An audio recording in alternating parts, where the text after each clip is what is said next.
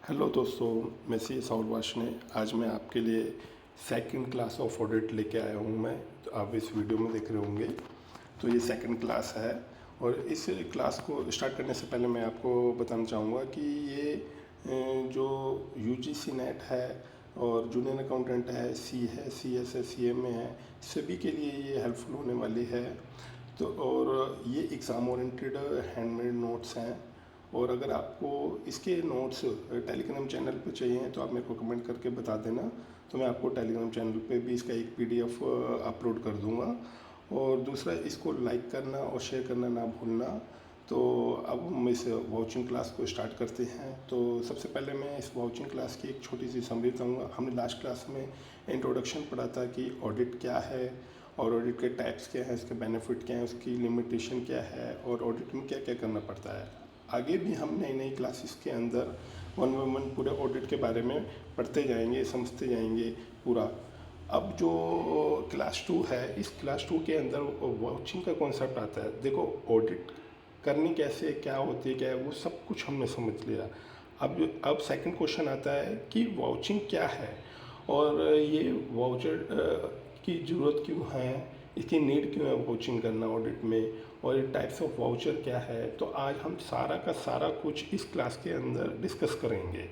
और ये ध्यान रहे कि वाउचिंग का अगर आपने कॉन्सेप्ट समझ लिया तो आपकी जो भी गवर्नमेंट एग्ज़ाम्स है जहाँ पर ऑडिट एप्लीकेबल है वहाँ पर आप एमसीक्यू भी ऑप्ट कर सकते हो। दूसरी चीज़, आपको सब्जेक्टिव लिखना है तो सब्जेक्टिव लिख सकते हैं। तो मेरे जो हैंडमेड नोट्स हैं इसमें बेसिकली सारे एमसीक्यूज़ रिलेटेड जितने भी कीवर्ड्स होते हैं मैंने सारे के सारे इंक्लूड करे हैं और सारे के सारे इसके अंदर इंक्लूड करके कि आप ना जब आपके आगे कोई एमसीक्यू आए तो आप उसको फटाफट से ऑप्ट कर ले। तो बच्चों, अब ये स्टार्ट करने जा रहा हूँ मैं जो वाउचिंग क्लास है। अब सबसे पहला हमारा क्वेश्चन उठता है कि वाउचर होता क्या है। तो देखो, आपके आगे जो वीडियो में शो हो रहा है, it is a basically a documentary proof. It ensure that the books of accounts are actual and genuine. इसका मतलब क्या है, सिंपल समझिए। एक ये डॉक्यूमेंट्री प्रूफ है। ये जैसे कि फाइल, अगर आपने आज फॉर एग्जांपल किसी भी सॉफ्टवेयर में, जैसे वो टैली है या कोई भी अदर सॉफ्टवेयर है, और उस सॉफ्टवेयर में आपने एक एंट्री कर दी, एक जेबी पास कर दी या पेमेंट वाउचर क्रिएट कर दिया, सेल्स का वाउचर क्रिएट कर दिया, कोई सा भी, वो वाउचर आपको उसका एक प्रिंट निकालना है और अपनी फाइल में लगा देना है। जिससे क्या है, जब ऑडिटर ऑडिट करने आएगा तो उस टाइम पे वो एक डॉक्यूमेंट्री प्रूफ मांगता है कि हाँ भाई, ये आपकी एंट्री है, एक एंट्री वाउचर ये है और उसका सपोर्टिंग ये है।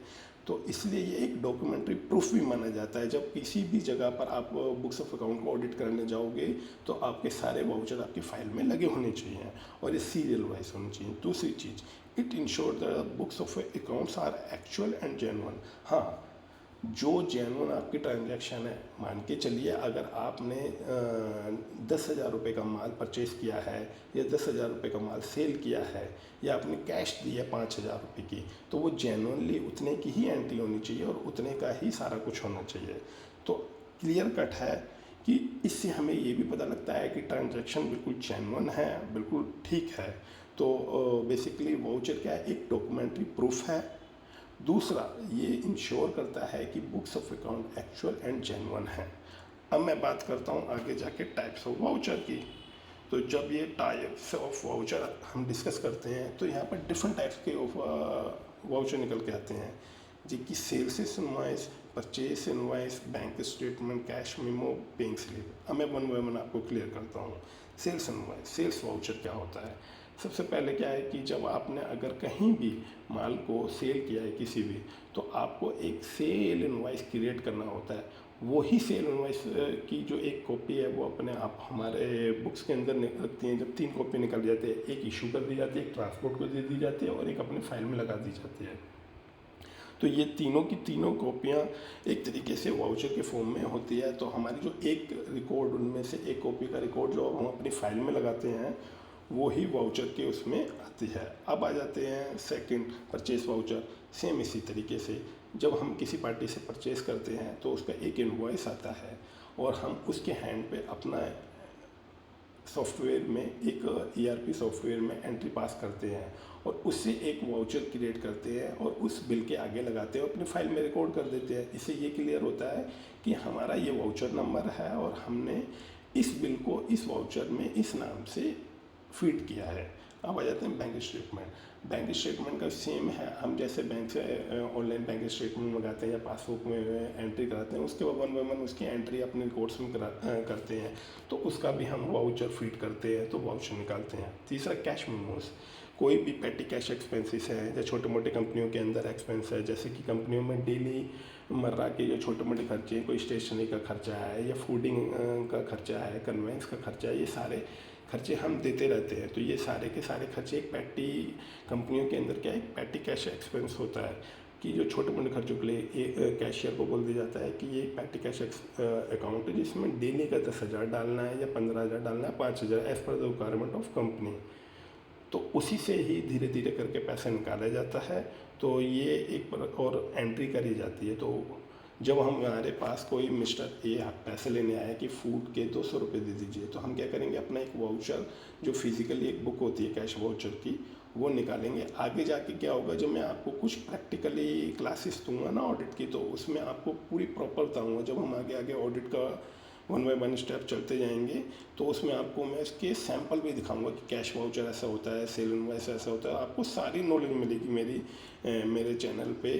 तो आपको अगर ये वीडियो अच्छी लग रही हो तो एक लाइक ज़रूर कर देना और इसको शेयर करना भूलना। और मेरे ये टेलीग्राम चैनल है ना, CA साउल वर्शन है, फटाफट से इसको ज्वाइन कर लो, क्योंकि वहाँ पर वन बाय वन ये सारा PDF अपलोड होता जाएगा। और मुझे कमेंट करके ये बताना कि इस वीडियो के अंदर कुछ एडिशन की ज़रूरत है या कुछ जो इसके अंदर जितना मैंने टॉपिक में जितना भी लिया है कवरेज, उससे और वाइड करने की ज़रूरत है। थोड़ा सा मुझे कमेंट करके बताना, इससे मुझे पता लगेगा मेरे बच्चों को क्या क्या अच्छा लग रहा है और वो और एडवांस चाहते हैं, तो मैं नेक्स्ट क्लासेस में उसको और ऐड करने की कोशिश करता हूँ, ट्राई करता हूँ। तो आपको मैंने क्लियर कर दिया टाइप ऑफ वाउचर क्या है, sales invoice, purchase, bank, cash memo, pen. अब आ जाते हैं मेन वाउचिंग। देखो अब हमें पता लग गया कि एक्चुअल में वाउचर है क्या। वाउचर एक डॉक्यूमेंट्री प्रूफ है जो इंश्योर करता है बुक्स ऑफ अकाउंट हमारे क्लियर हैं, जेन्युइन है, कोई भी मैटेरियल स्टेटमेंट नहीं है उनके अंदर। अब आ जाता है वाउचिंग। देखो सबसे मेन है, जब आप ऑडिट करने जाते हो ना, तो ऑडिट की मेन फाउंडेशन बोल लो या सबसे मेन फुल पिक्चर किससे क्लियर हो जाती है, वो वाउचिंग से क्लियर हो जाती है। वाउचिंग क्या है, वाउचिंग एक क्या कहते हैं, it is the process of analysing the business enterprises voucher. It is the process of analysing the business enterprises voucher. Definition, Ronald ने एक डेफिनेशन दी है, vouching is the technical term which refer to the inspection of the documentary evidence. ये ensure करती है reliability, accuracy, first step auditing, foundation for the recording for the transaction, the books of account. देखिए vouching को मैं आपको बताता हूँ, ये टेक्निकल वर्ड्स है।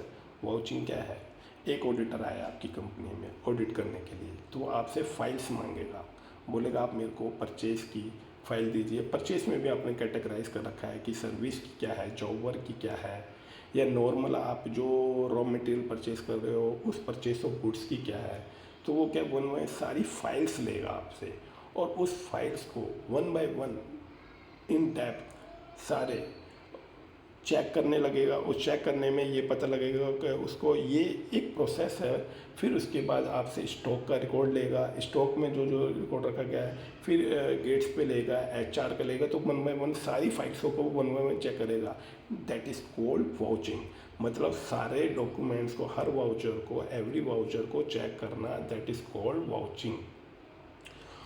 इस वाउचिंग से ये पता लगता है कि रिलायबिलिटी और एक्यूरेसी का ये पता लगता है। जब एक बात बताओ, एक कंपनी की हर एंट्री को चेक किया जाता है, उससे पता लग जाता है कि जो बैलेंस शीट P&L में पिक्चर खुल के नज़र आ रही है कि ये खर्चे हैं, ये इनकम है, ये एसेट है, लायबिलिटी है, अगर उसकी फाउंडेशन ही हमने वाउचर के फॉर्म में वाउचिंग के दौरान हमने चेक कर ली, तो उससे क्लियर पता लग गया कि हाँ भाई ये वाला जो ट्रांजैक्शन है वो कितना रिलायबल है, कितना एक्यूरेसी की तरह शो हो रहा है।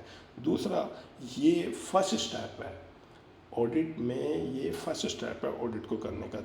अब मैं आता हूँ फाउंडेशन में आपको क्लियर कर दिया कि भाई फर्स्ट इनिशियल स्टेप ही यही है, ये पूरे बैकबोन भी बोल सकते हो पूरे ऑडिट की। वाउचर से आप पूरा बिल से क्लियर कर सकते हो कि ये कंपनी का है या नहीं है, ये फेक डाला है, बोगस बिल तो नहीं है, सब कुछ पता कर सकते हो आप। अब आ जाते हैं इम्पोर्टेंस कि वाउचिंग की इम्पोर्टेंस क्या है। वाउचिंग की इम्पोर्टेंस बहुत ज़्यादा है। अगर आप रियल में सेंस जाओगे, प्रैक्टिकली या सिनेरियो में जाओगे कि बिग फोर्स हों, जैसे कि जो EY है या डेलोइट या बड़ी बड़ी कंपनियां हैं या छोटी छोटी कंपनियां, मैं बोलूँ मीडियोकर, CA फर्म्स, जो भी ये सारे ऑडिट करते टाइम जब ये स्क्रूटनी करते हैं ना अपने जो कंप्यूटर से पूरा डेटा को एनालाइज करते हैं, कहीं भी इनको डाउट होता है तो ध्यान रहे वो बिल वाउचर यही रिकॉर्ड मंगाते हैं, वो भी एट द एंड वाउचर को ही मंगाते हैं, वो भी वाउचिंग करने लगते हैं एंड के टाइम में, क्योंकि जो रियल पिक्चर है पूरा डिटेक्ट होता है, पूरे डिटेक्ट होता है एरर एंड फ्रॉड्स का, ट्रूथ एंड फ्रेंड का, वो वाउचर से ही निकलता है। Essence of auditing related to the business और नॉट रियल और फिक्टिशियस। जैसे मैंने अभी आपको बताया ना कि बिजनेस वाली ट्रांजैक्शन है या कोई बोगस बिल तो नहीं डाल दिए, कोई पर्सनल खर्चे तो नहीं डाल दिए हैं, तो वो है रियल और फिक्टिशियस, वही बोगस है या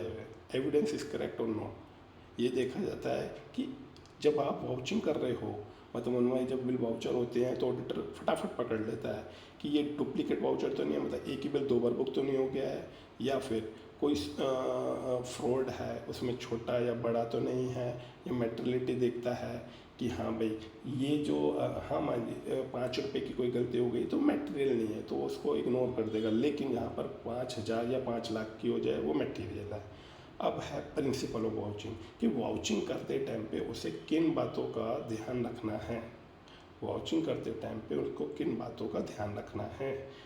सबसे फर्स्ट ये देखना है कि क्या वाउचर सीरियल वाइज है, 1 2 3 4 ये तो नहीं है कि एक के बाद सीधा 5 आ रहा है, 5 के बाद सीधा 15 आ रहा है, 15 के बाद सीधा 22 आ रहा है, या 22 के बाद सीधा 5 आ जाता है, तो सारा सीरियल वाइज है। दूसरा, डेट भी कंपैरिजन करता है कि वाउचर की डेट बिल के बाद ही होनी चाहिए, गेट ऑफ एंट्री के बाद ही होनी चाहिए।